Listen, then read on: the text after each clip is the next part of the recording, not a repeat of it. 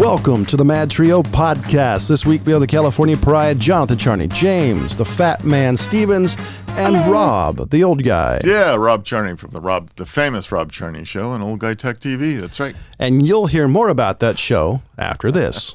Today's show is brought to you by Oddassity, the unforgettable party game for mischievous people. They have online monthly game nights on Discord, so make sure you stop by their Facebook page for event times and dates. You can also grab a free quarantine version of the game straight off their website. Oddassity, the unforgettable party game for mischievous people. Thank you, Oddassity. And this will be the last time, most likely the last time, you hear this sentence. Ex-Nazi concentration camp guard living in Tennessee departed to Germany forcefully. So he deported? Deported forcefully. Yeah, Isn't that an oxymoron? He's deported, and then he's deported forcefully? You can be forcefully departed. Departed, yes, maybe. No, I said deported, not departed. Oh, deported, okay. In February 2020, a Memphis immigration judge ruled that Friedrich Karl Berger could be deported because he assisted the Nazi-sponsored persecution when he served as an army guard in the Neuengamme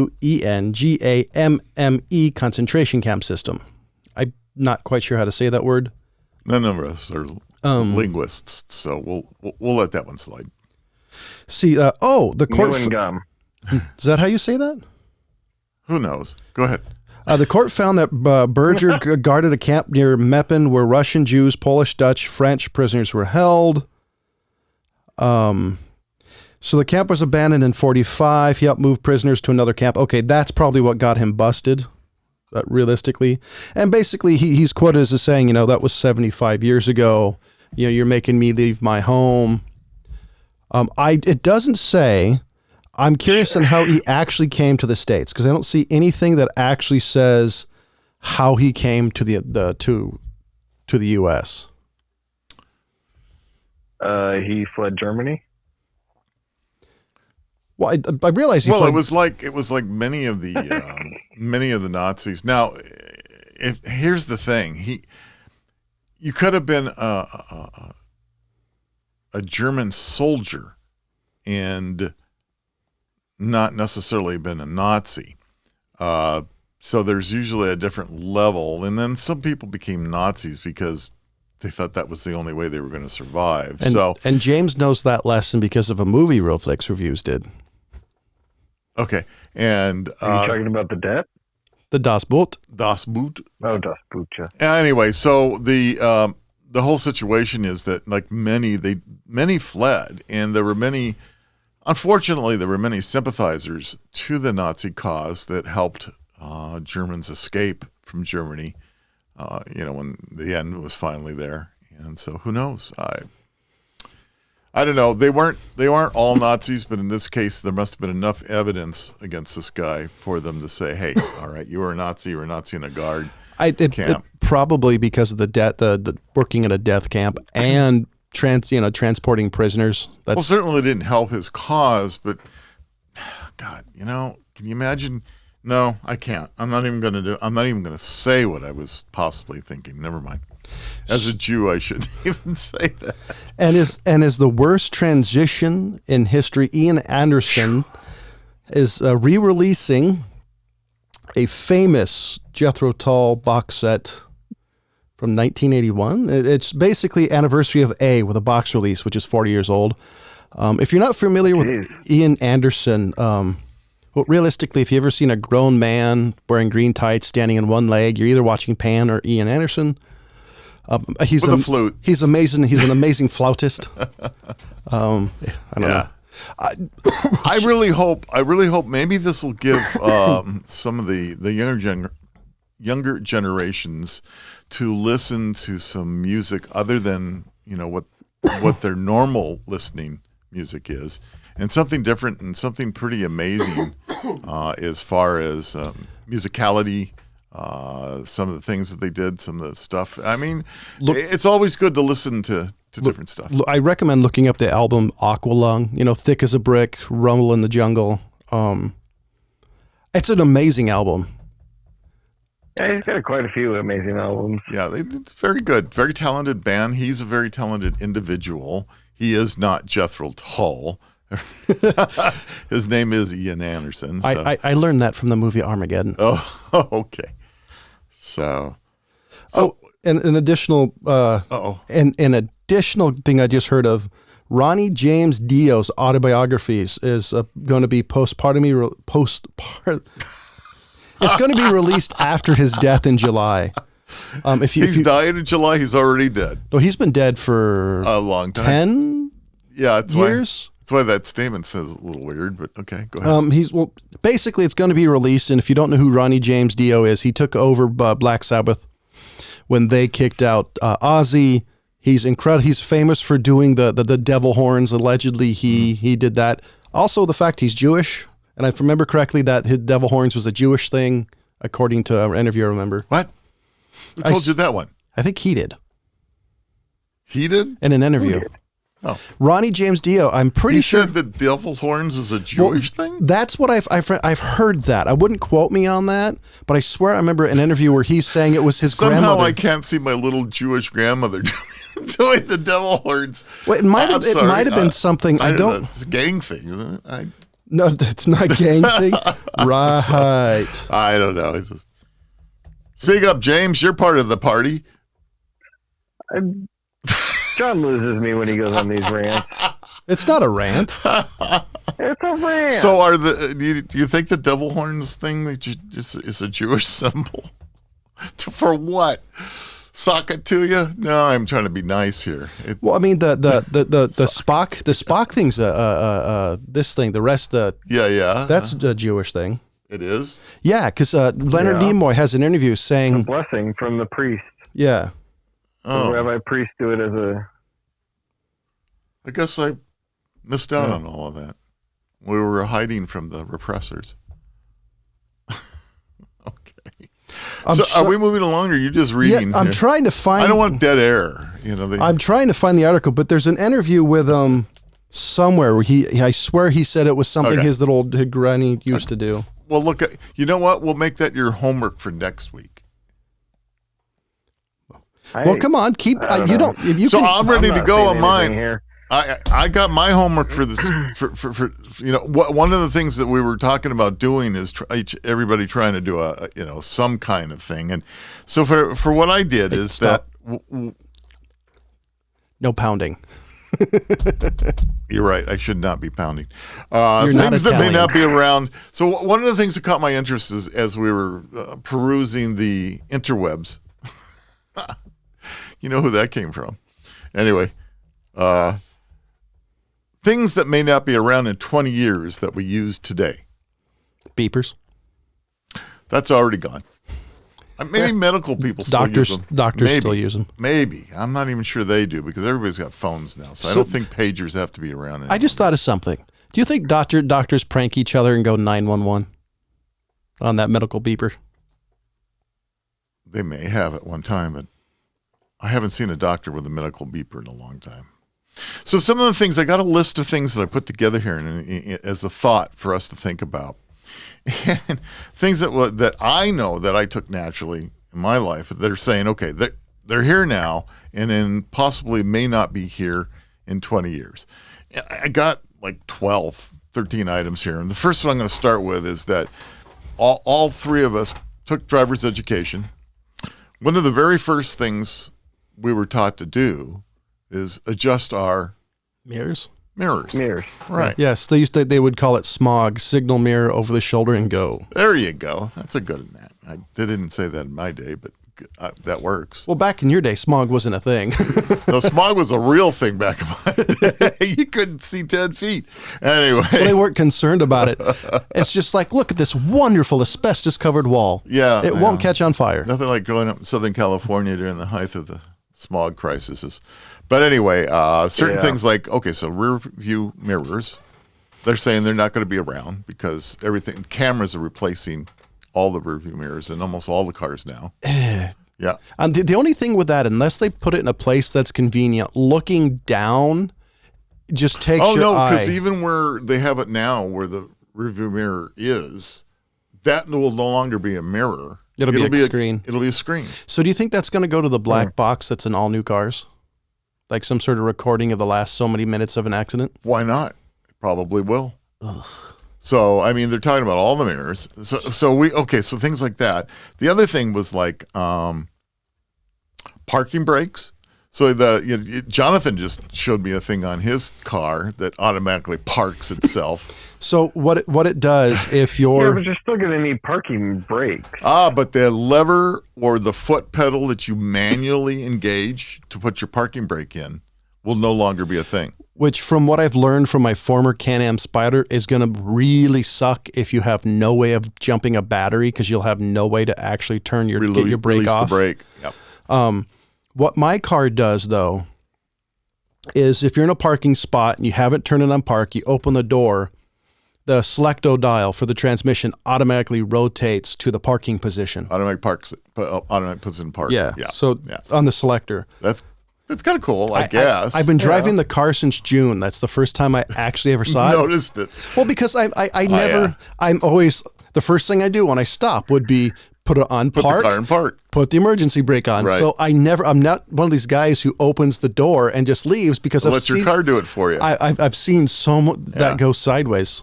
Pretty interesting. I mean, even my 2019 Chevy Silverado pickup truck, instead of a foot pedal that you push on to put the brake in, or a handle, it's got a push button.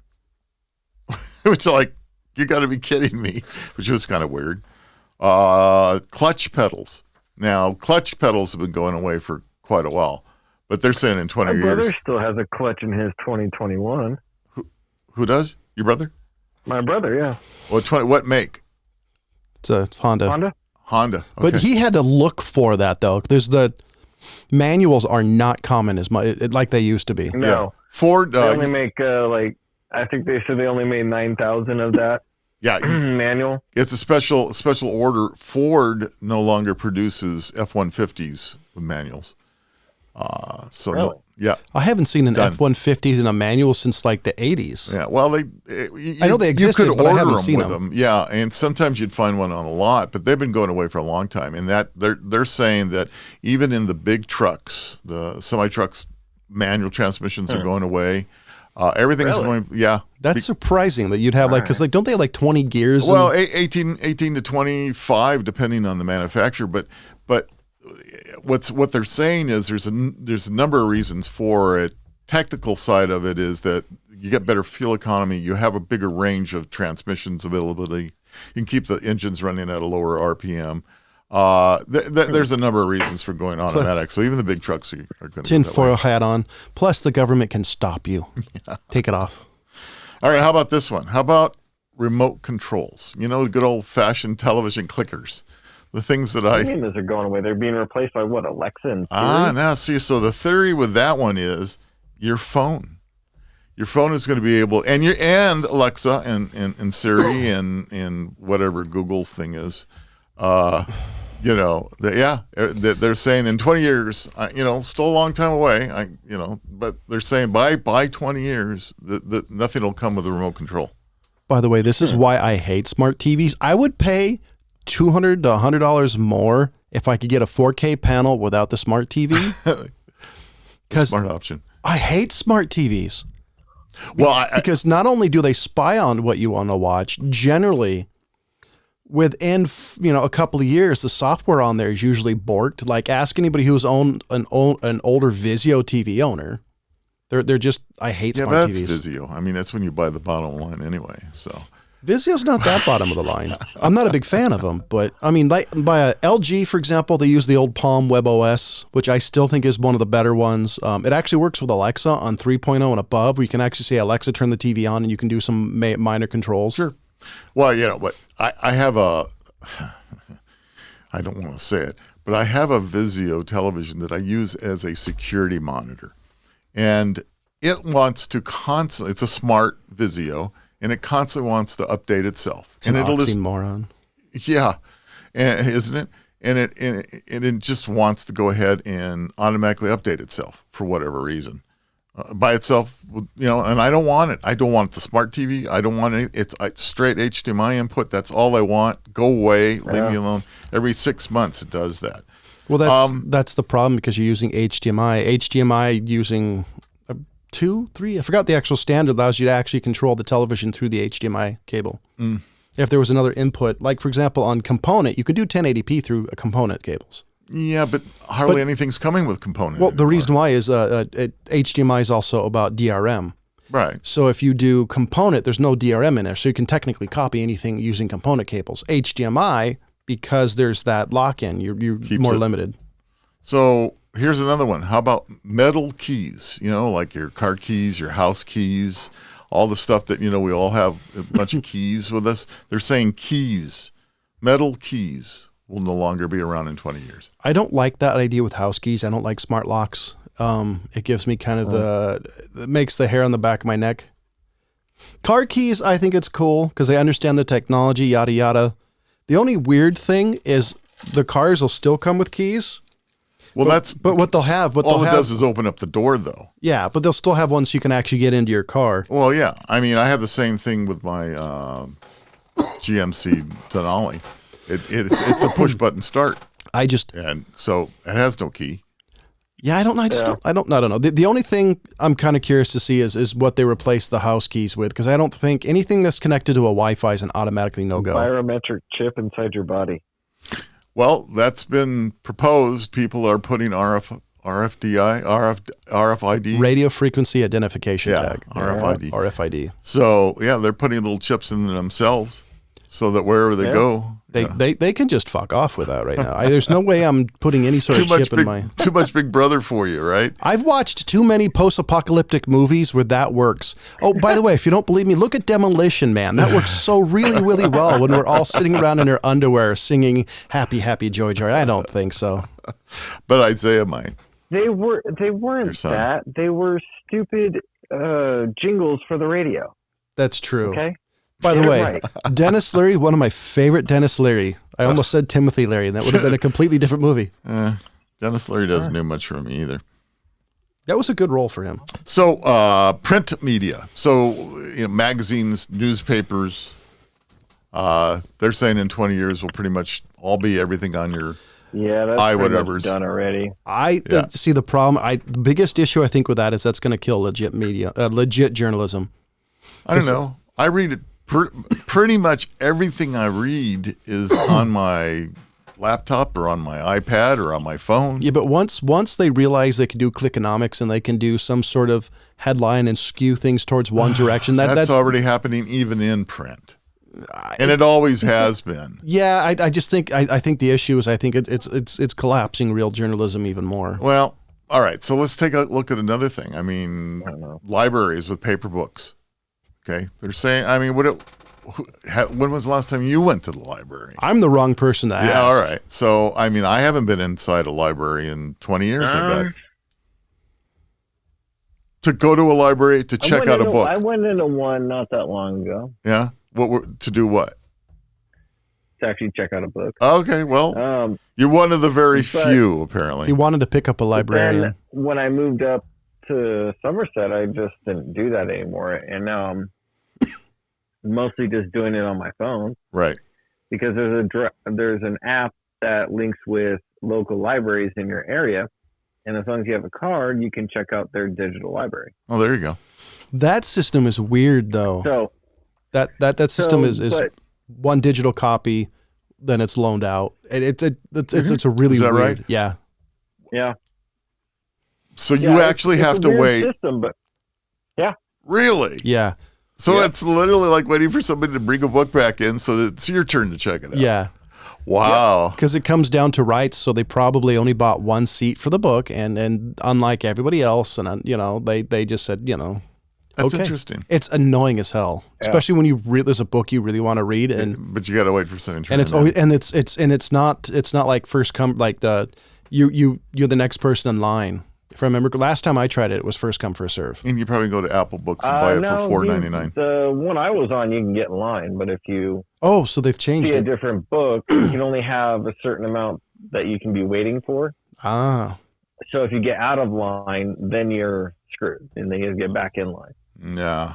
So let's bring this. Here's the next one that actually falls into this as far as my perspective goes. It's cursive. cursive writing. Oh yeah. Well, that's been dead since I Cursive was a has been kid. going out for a long time. Yes. But here's my problem. And now, we need somebody with a kid in middle school to high school to answer this question. Yeah, James isn't quite in there yet. Yeah. He's not. Well, actually, let me see. No, yeah, he's only in second grade, so they haven't. That's a little early. Yeah. So my whole thing, and there's another thing that goes around to this topic as well as far as cursive goes. My problem with not teaching cursive is what happens is if you don't teach them at least how to read it.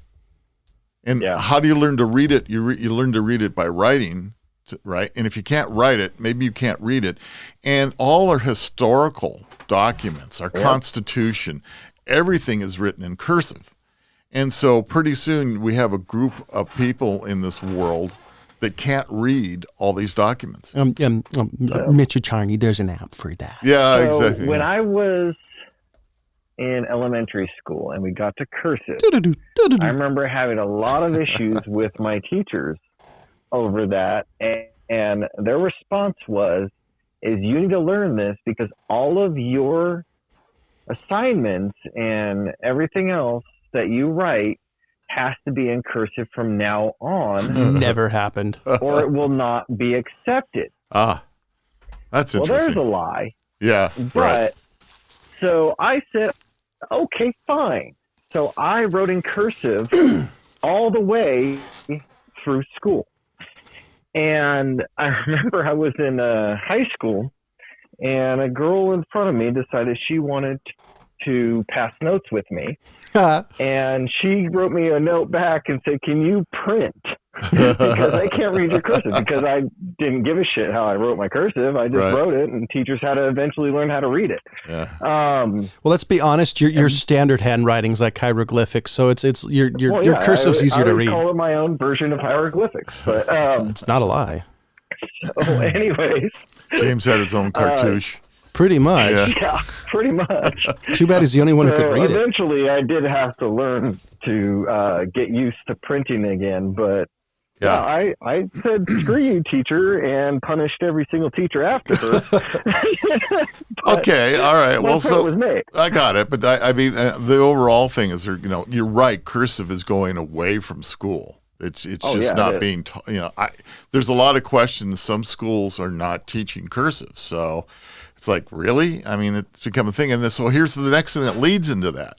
It's called a wet signature. It's actually, we all practiced. I know all three of us practiced writing our signatures. I mean, I remember, thinking as a kid about, when you start writing cursive and you start practicing your signature, you start playing with different ways of making it look and how you want it to look. And, I stole some things from my dad. I stole some things from my mom. I made my own signature up, and it, pretty much stayed the same after junior high. But they're saying that there's almost no need today for a wet signature. Now, short of things like mortgages and high-end expenses that are still requiring wet signatures, that's going to go away too. Well, DocuSign. I've done I've done a lot on DocuSign. Yes. The only thing is the final paperwork for the mortgage when I bought my house still required the wet signature. Wet signature, yeah. By the way, they still are. By the way, for the young people listening, we're not talking about the album by the Clydes. It's an actual thing. Look it up. So wet signature just means ink on paper. So for those of you that, physically, printing pen on paper for documents, and that's what a wet document signature is. So that leads into it as well. So there's that. So here's another one. Telephone landlines. They are saying by, in 20 years from now, there will be no such a thing as a landline. This is a bad thing. Because they're adding taxes, at least in the state of California. They're going to add taxes to cell phone and other things, because the only way you can make phone calls in the power outages, you're going to have to put a generator on cell phone towers, which isn't necessarily the case. In 20 years from now, it'll probably be automatic, and they'll do it. Yeah, I'm sure they will in 20 years, because they're all starting to do that now automatically. However, one of the problems I have with this, having had one of my landlines go out during our last rainstorm, we have AT&T here. It used to be Pac Bell, and a long story short, but anyway, it's AT&T. Look up Ma Bell. And AT&T, the only way that you can put in a trouble ticket anymore, we used to be able to pick up the phone and dial 611, right to an operator that took care of landline problems. So when you call 611... my mom was an operator. What's that? My mom was an operator for AT&T for a while. Oh, yeah. I mean, that's how you did it. 611, you dialed it in, you put it in. I mean, okay, we'll fix the line. It'll be fixed in a day or two. So now you call that, and what you get is a recording to say, go online to att.com/repair and put in a trouble ticket. And when you do that, and you put the line that needs fixing, and then they give you estimated time of repair, at least for me in the last couple of years for repairs on this particular line, has been over 2 weeks. This time it took about 16 days before the guy finally called me back and said, "Oh, I fixed your line." I said, they had to get the guy out of retirement.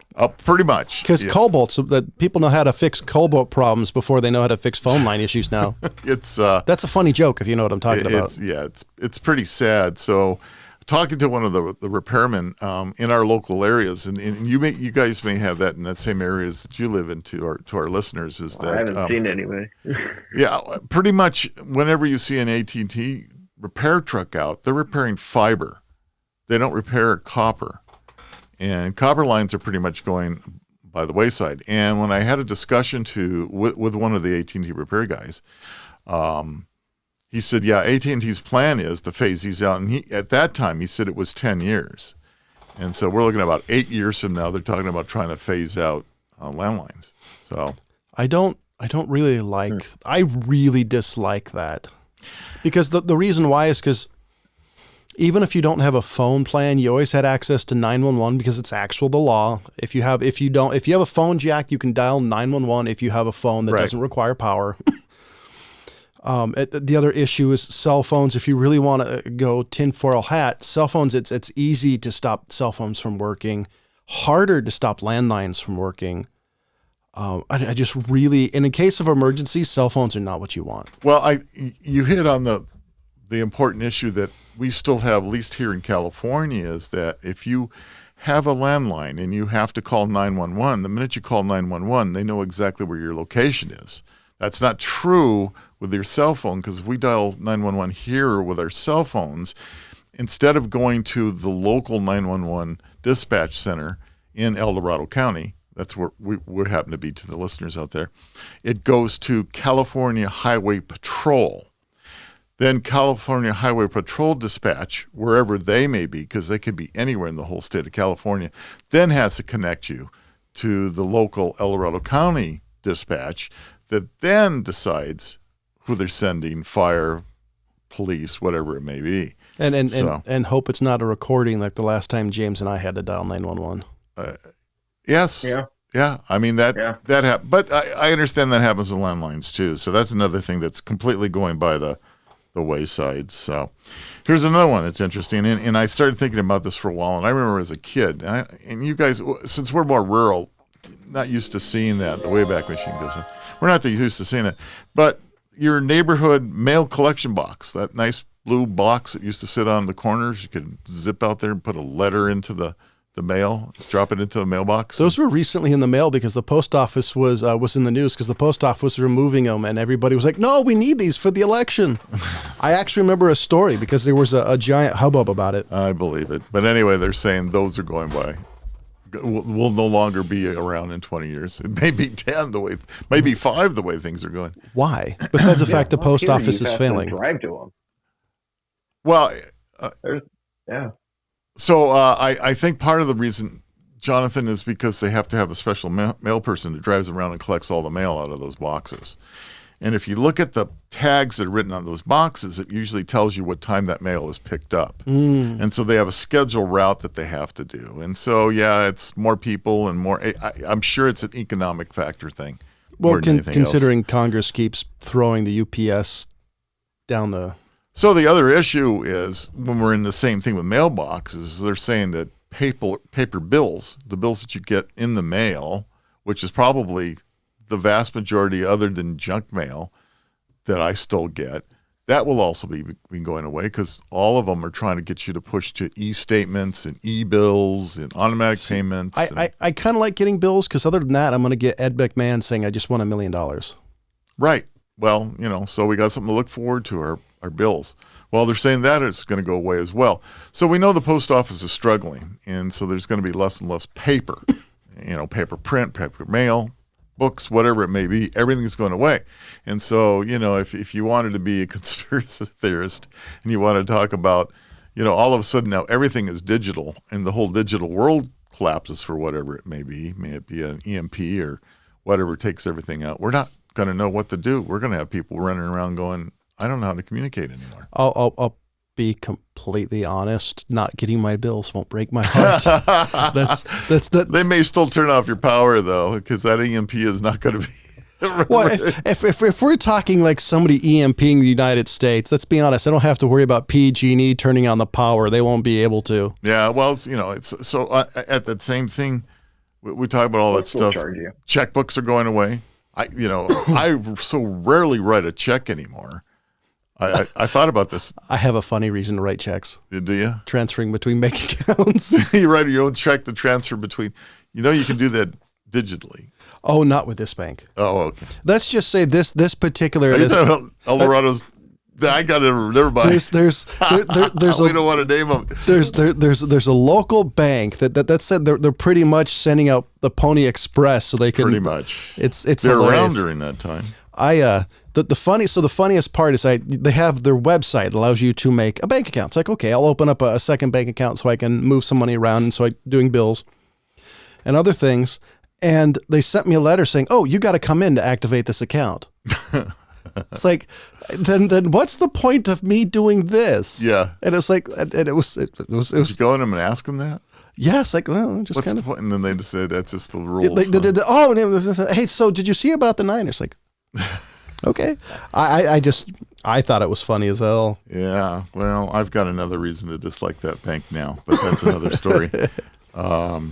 So pretty much all the paper stuff that we talked about, that's all pretty much going by. The other paper thing that caught my attention was maps. They're saying that pretty much, Rand McNally is going away, and paper maps. And now I think you could still get paper maps through AAA. I don't know, I haven't been there in a while. AAA still does it. It's still the one issue I have is paper maps are handy in an emergency, but I'll be honest, I love having my GPS, but there's another way. I'm screwed that if there's without power, I'm without my GPS, I'm not going to know where the fuck I am. I have if you're without power in your car, you're kind of screwed. Well, with John's car, it's not going anywhere. Yeah, and my car, exactly. If I'm driving my dad's 1984 F-150, that's not gonna do jack. That thing's That's why we keep it around, man. We got points and I think you'll still need a paper map with that vehicle. Yeah, but at least I'll be able to go somewhere. I bet there are some paper maps in that truck. Yeah, but too bad they're from 1986. Well, so it'll kind of get you there. The main roads are still there. Yeah. Jeez. So, yeah, that's the other thing that's unfortunately going away and all that stuff. So, quite a list. You can keep going. It's kind of interesting. I'm sure there's a lot more. But Oh, yeah. I mean, they're talking about in 20 years, shopping malls.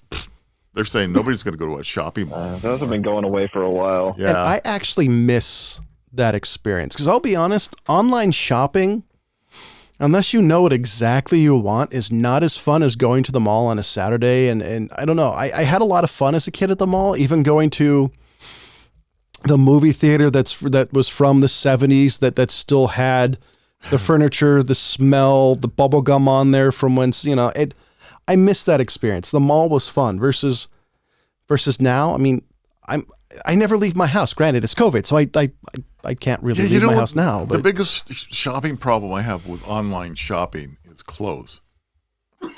Clothes are just not, as far as I'm concerned, at least for my size, consistent. Every woman I know, when they buy clothes, they'll generally buy two or three sizes. Right, and return what doesn't fit. Yeah. And that's unfortunate. That's the way it's becoming now. Even I done that same thing. I go, all right, well, with this company, I don't know. Maybe sometimes their stuff runs small, and so I have to go 2 sizes up, and vice versa. And it's like, I did. That was the one thing about going to a men's store or whatever, where you can actually try on the clothes and you get the right size as you walk out. I know. I miss going to wine stocks. I'm kind of wondering if the surprising thing is I always kind of thought this would get rid of like vanity sizes, particularly for women. But I'm surprised none of that has gone away, because now you got to buy, like I said, 3 or 4 different articles of clothing. You got to return it unless you're Amazon. It's every place but Amazon is a giant pain in the ass. Amazon does have the return situation done well, only in that you get your refunds very quickly. But I understand their whole return thing that they do with their warehouses and that are a real mess. I heard their warehouses are a real mess right now, especially with COVID. Yeah, and that a lot of times you return something, they don't even care. They go, fine, we'll put it in here, and they stick it in a pile, and then they put it on a pallet, and then they wrap that pallet up and they ship it somewhere. And I guess people can, if you want an unknown quantity of items on a particular pallet, you can bid on them now. Buy them. This recently happened to my wife on a couple items, and she went to return them, and they just keep it. Yeah. Wait, okay, I won't name this brand name, but it's got a word named way in it, and sometimes it's a fair item. But my daughter bought, I can't believe how bad this was buying some clothing, just regular clothes, and just like a pair of jeans.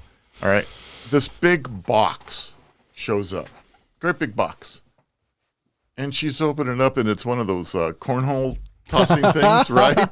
It's not even close. Geez. It's not even close to being a pair of jeans. Now the question is, was it something that was on her card?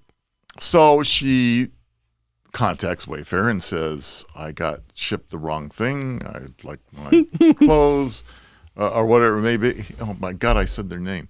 I'm sorry. Anyway. Well, that's the break. But here's the problem. She said, okay, now we'd like to ship this cornhole game thing back to you. And they said, we don't want it. Literally, keep it. What do you mean keep it? Keep it. You get full credit for it. It costs us more to take it and ship it back than it's worth. I could make money on Wayfair. I'm going to start buying from them. Well, hopefully they do better than this. But this was very, very, unfortunately, Amazon's been the same way. It's been, there's been, retailers on Amazon and say, forget it. You're not looking the upside of this. The upside is you could easily make a free $20.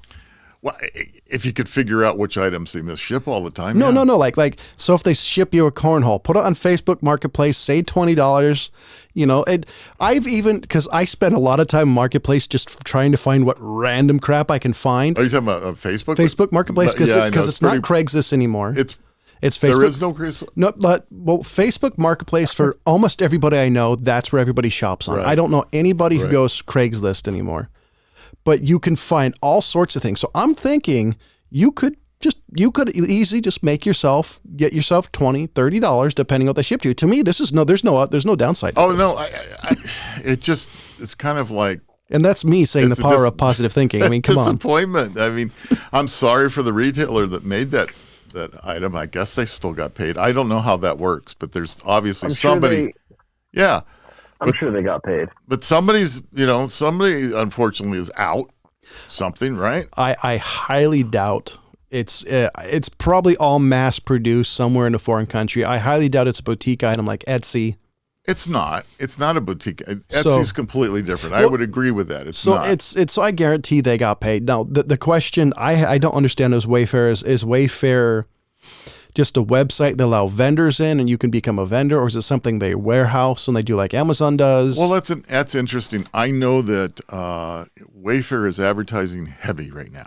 I mean, if you watch any of these fixer-upper type shows, every single one of them, whatever they may be, are sponsored by, and that's fine. And they do a lot of vanities and sinks and mirrors and furniture and pillows, and they're heavy into all of that, and that's fine. But it just seems like, my goodness, I don't know what this. I don't know what this thing. This thing probably had to cost at least $75 to $100. And according to an article I just found, you can even buy sex slaves.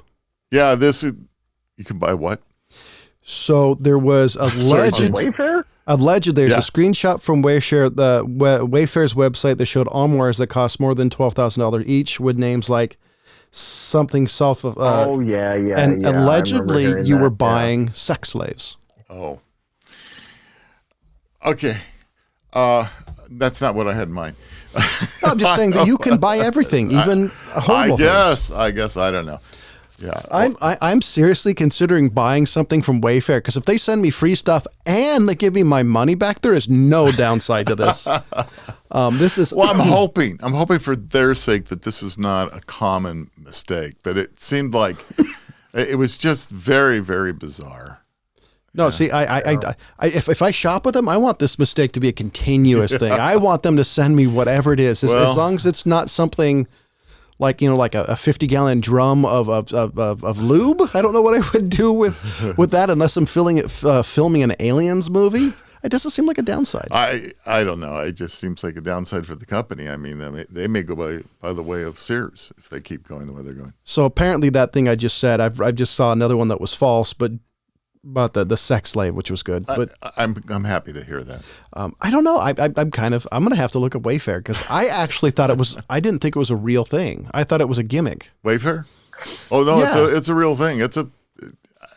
At least my biggest worry with Wayfair is that they're going to be a Johnny come lately. And what that means is, that's an old term though, so my audience are probably going, what the hell is he talking about? But my worry about a company like Wayfair, do you remember, I don't know, about 10 years ago, maybe longer, when Pets.com advertised everything? They did big thing on the Super Bowl. And that was a little... Was it even longer, 20 years ago?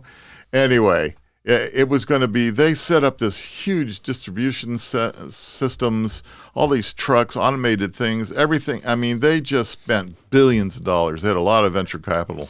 Pets.com was a .com enterprise headquartered in San Francisco, then sold to pet supplies to retail customers, began operation in 1998, and liquidated in November 2000. Yeah.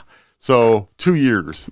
They burnt through, I don't know if that article said how many billions of dollars they burnt through setting this thing up, but it was like, everybody had order from them. It was, it's great. It fell flat on its face. Nobody. They had the little sock puppet. I don't know if you guys remember that. I do. That was their. I think I do. Yeah, that was their symbol. Was their little sock puppet, doggy looking and thing. And the lady who had lamb chop was pissed. She was the only one who. Sherry Lewis, God bless her. Anyway, how the hell did you actually know her name? I'm impressed with that.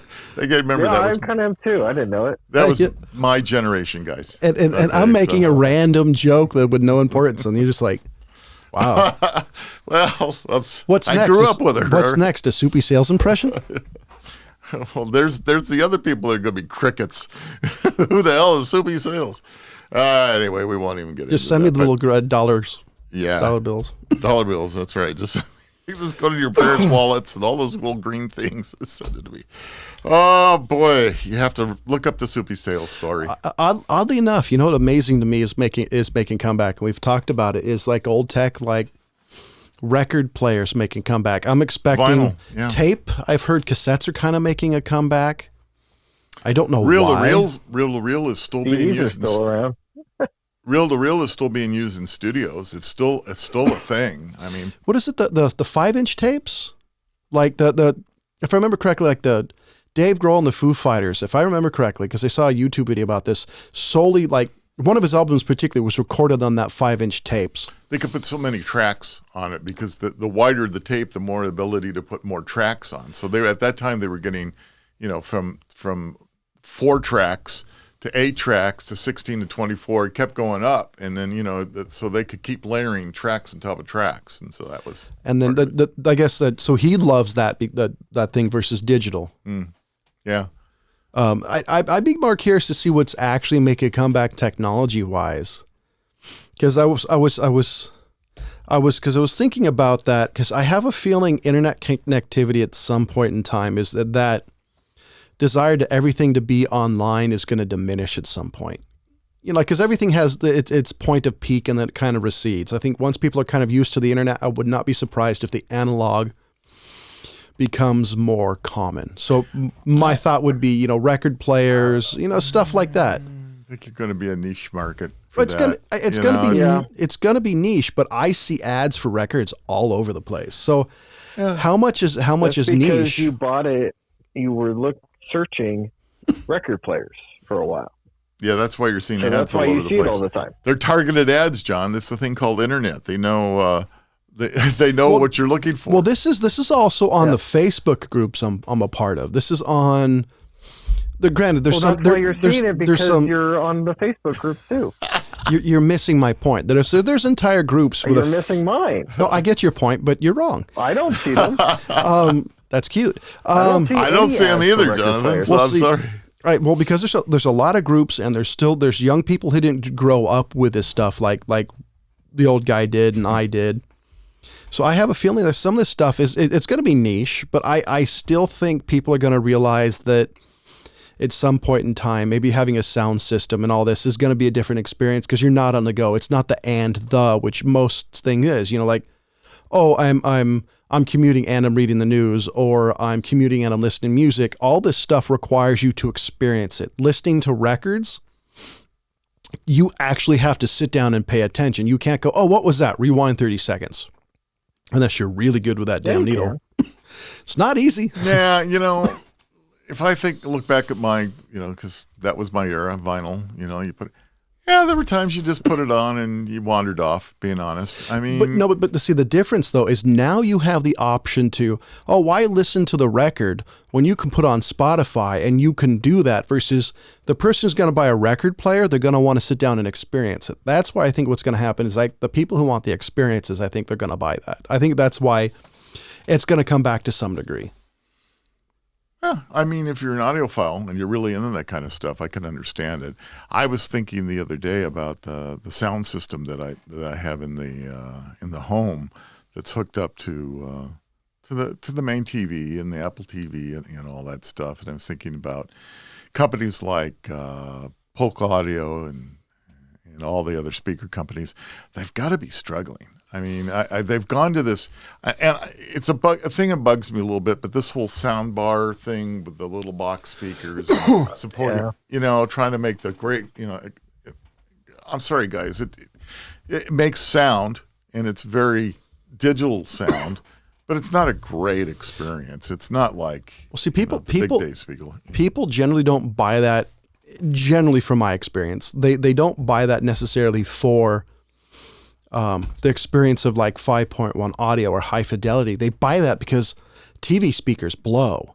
Because they're absolutely they do. And that's because when I was a kid or Rob was a kid, you had a 1,000-pound TV and the speakers were up front. They were decent sized speakers. And then now they're all in the back. They're very flat. They're very flat speakers. They're very muddy. And then what you're doing is you're mounting them so it's also bouncing off. So you're just reducing the audio. So a lot of people get sound bars so they can actually bring the sound forward. Now there's some people who love having the subwoofer and maybe a couple extra speakers, but everybody I've known when I've talked to working retail who want the true 5.1 experience, they'll go for the RCA home theater and a kit box. Or if I could, at the time, if I could convince them, get the one that's the separate this, just kind of tell them you'll be happier with it. That's what they want. The sound bar is basically just so they can hear it. No, I understand that. I understand what it's for. It's just that. So here was one of the things that was on my list, and I didn't even talk about it. And they were talking movie theaters. Movie theaters are supposedly may not be around in 20 years. It's a possibility. Ryan, I was right. Sorry. COVID obviously didn't help anything for the movie theaters, and most of them are failing badly because of it. But one of the things that you got in a movie theater is when you went to go watch a movie, you got incredible sound.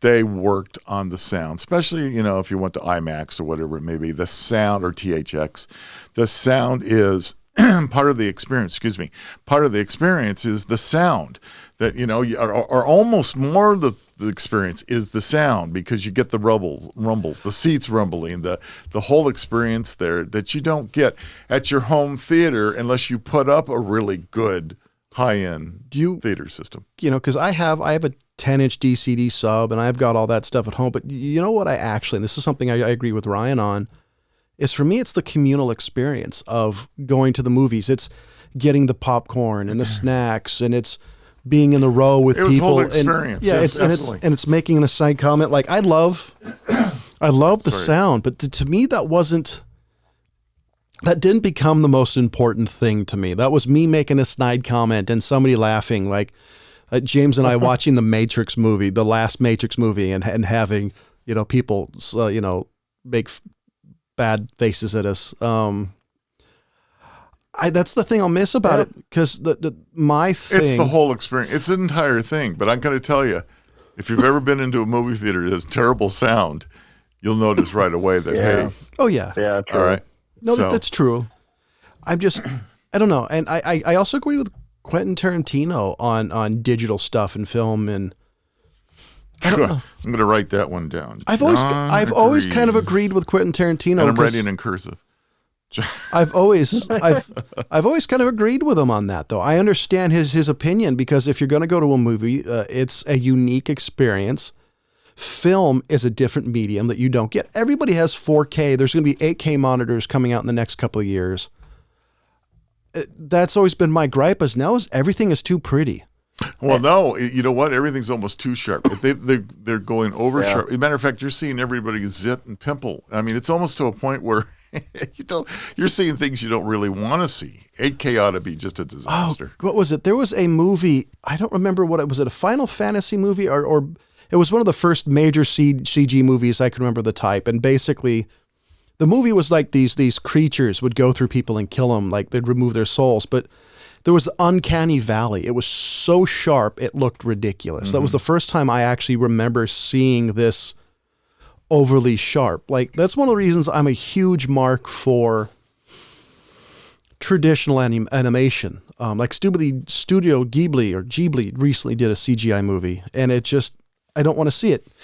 So if y'all want to know, and this is going to be a little ridiculous, because if you want to see traditional, really good hand-drawn animation, look up an anime called Pat Labor. It's hand-drawn. It's absolutely gorgeous.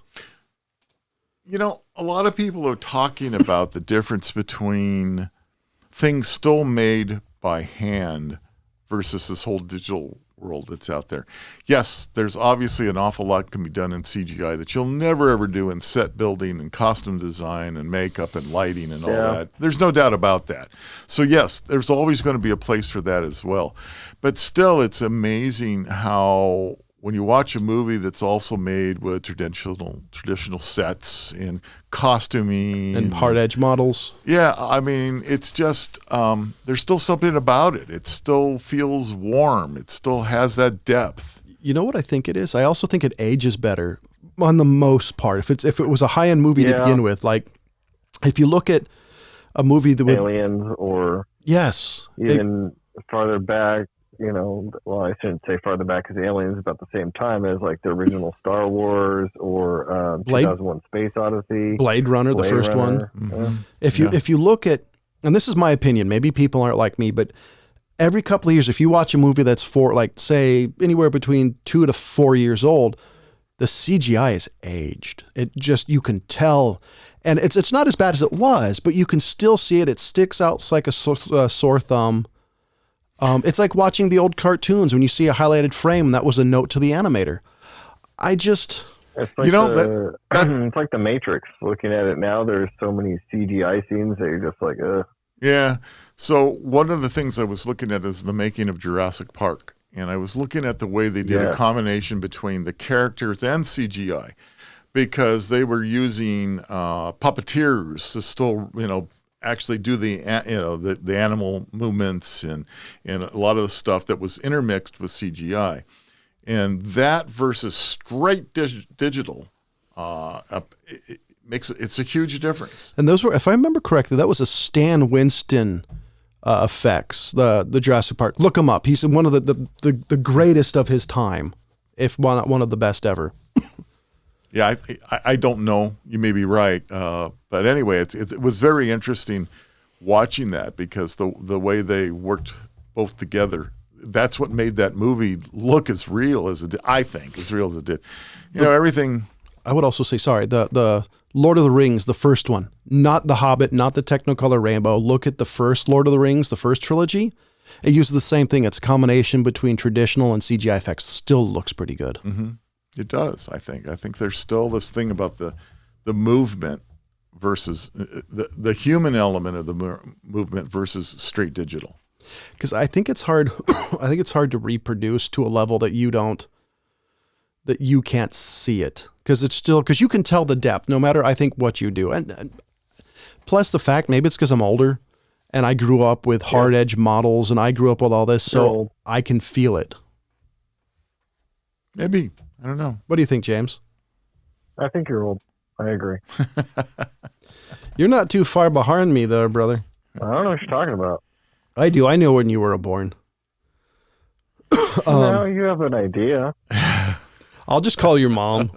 An abstract concept. I got to tell you guys, when I was writing this list up, making time about, what's going to be around in 20 years and not going to be around in 20 years, I was thinking I may not be around in 20 years.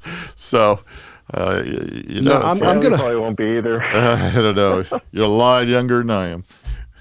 Yeah, but James has a lot of mileage under his belt. That's true. That's true. But I've also been rebuilt a few times. Yes, you have. You've got a lot of artificial parts in you. Yeah, he's almost the $6 million man, probably with all the accidents. That's right. Just on a budget. You went to the Walmart version. I'm sorry. That's funny.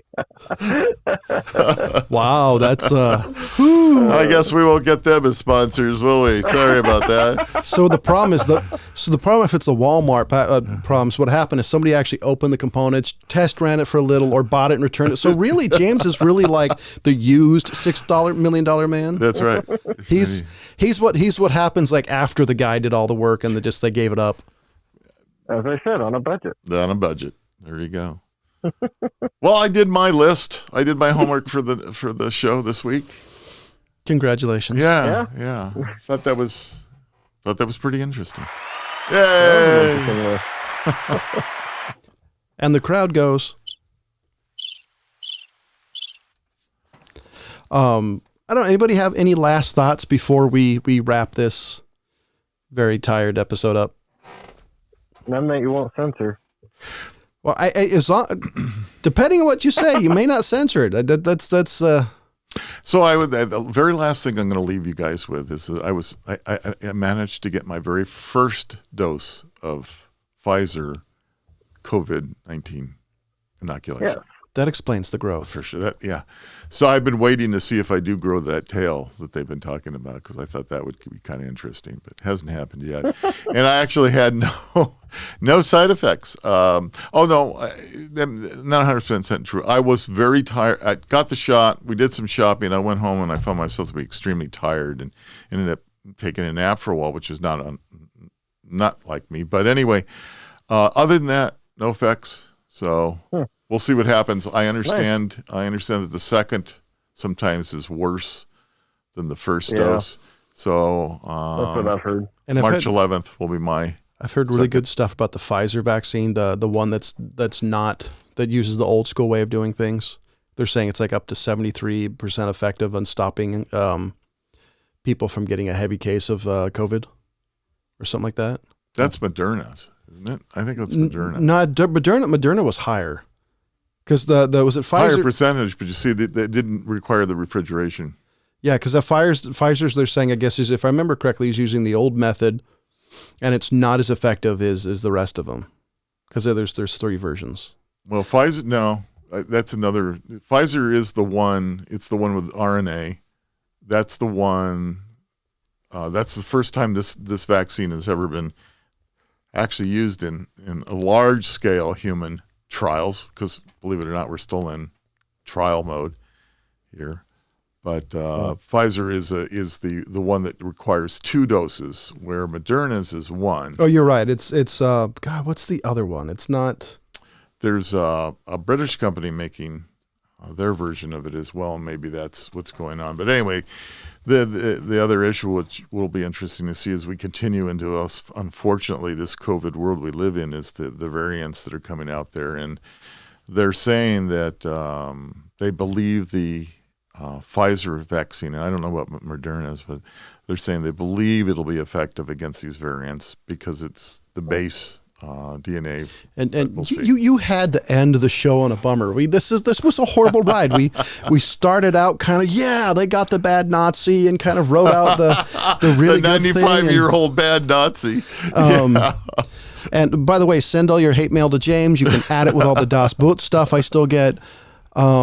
Man, and then you talk about COVID, and it's just.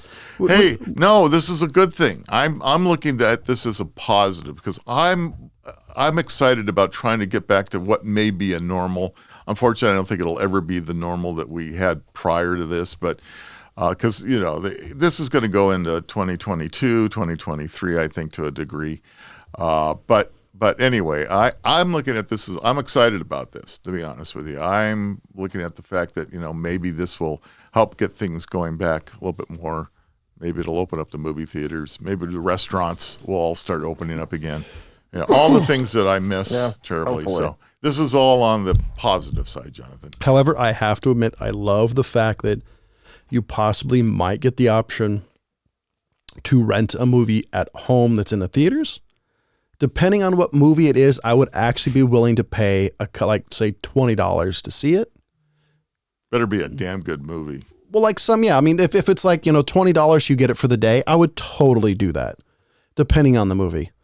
Like that Dune movie that was supposed to come out in December, right. I would have done that for that movie because I love Dune. Yeah. You and about 10 other people. It's a lot more famous than that. You're underplaying. Well, this is the final goodbye. We're supposed to say goodnight. How long? We're running way over. People aren't going to listen this long. You're underplaying how amazing that movie really is. I'm not underplaying anything. I'm glad you enjoyed it. Well, you just don't get it. I mean, you don't understand it. I mean, that's okay. I tried to read the book and fell asleep. Well, that's the problem. You got to read the audiobook. You don't read an audiobook. Like I said, you got to read the audiobook. So, ladies and gentlemen, for the California Pariah, Jonathan Charney, James, the Fat Man Stevens, and the Old Guy, as always, thank you for listening. Goodbye. Goodbye.